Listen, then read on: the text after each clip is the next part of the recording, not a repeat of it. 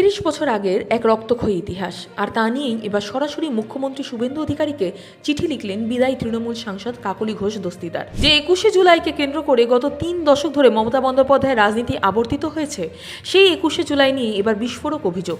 মমতা সরকারের বিরুদ্ধে হত্যাকারীদের আড়াল করার অভিযোগ তুললেন স্বয়ং কাকলি ঘোষ দস্তিদার। কি আছে সেই চিঠিতে? কেন হঠাৎ ৩৩ বছর পর নতুন করে তদন্তের দাবি?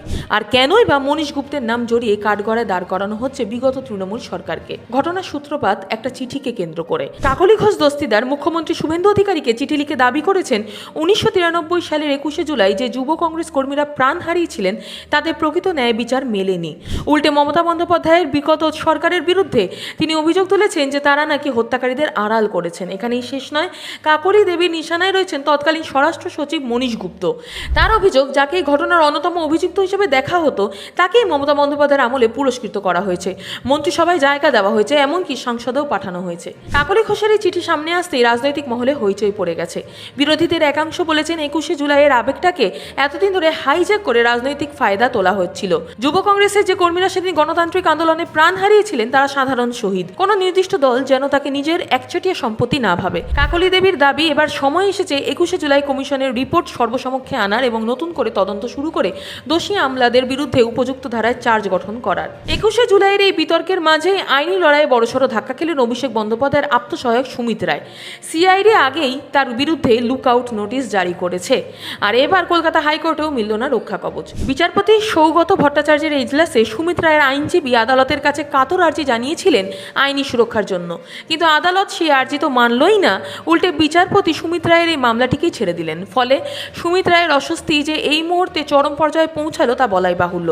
সিআইডির নজর এড়াতে সুমিত রায় এখন কি পদক্ষেপ নেন সেটাই এখন দেখার। এদিকে হুগলির রাজনীতিতেও হাই ভোল্টেজ ড্রামা।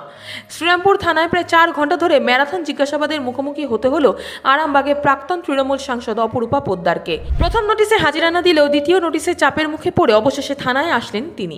অভিযোগ, রিষড়া রামনবমী হিংসার মামলায় যখন এনআইএ এবং পুলিশ অপরূপা পোদ্দারের স্বামী শাকির আলিফকে গ্রেপ্তার করতে যায় তখন নাকি পুলিশকে কাজে বাধা দেওয়া হয় এবং ধাক্কা মারা হয়। এই ঘটনায় অপরূপা দেবীর বিরুদ্ধে পুলিশকে মারধর ও সরকারি কাজে বাধা দেওয়ার মতন জামিন অযোগ্য ধারায় মামলা রুজু হয়েছে।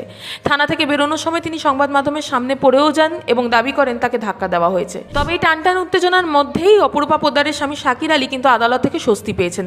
গ্রেপ্তারের ঠিক ৪ দিনের মাথায় আদালত তার শর্ত সাপেক্ষ জামিন মঞ্জুর করেছে। বিচারক জানিয়েছে বিগত ৩ বছরে এই মামলা তদন্তে তেমন কোনো অগ্রগতি দেখতে পাননি কেন্দ্রীয় সংস্থা। তবে জামিন পেলেও প্রতি ১৫ দিনে একবার শাকির আলীকে এনআইএ দপ্তরে হাজিরা দিতে হবে এবং আদালতের অনুমতি ছাড়া তিনি রাজ্যের বাইরে যেতে পারবেন না। একদিকে ৩৩ বছর আগের ২১শে জুলাই নিয়ে কাকলি ঘোষ দস্তিদারের বিস্ফোরক চিঠি, অন্যদিকে অভিষেক বন্দ্যোপাধ্যায়ের আত্মসহায়কের আইনি সংকট, আর তার সাথে অপরূপা পোদ্দারের পুলিশি টানাপোড়েন।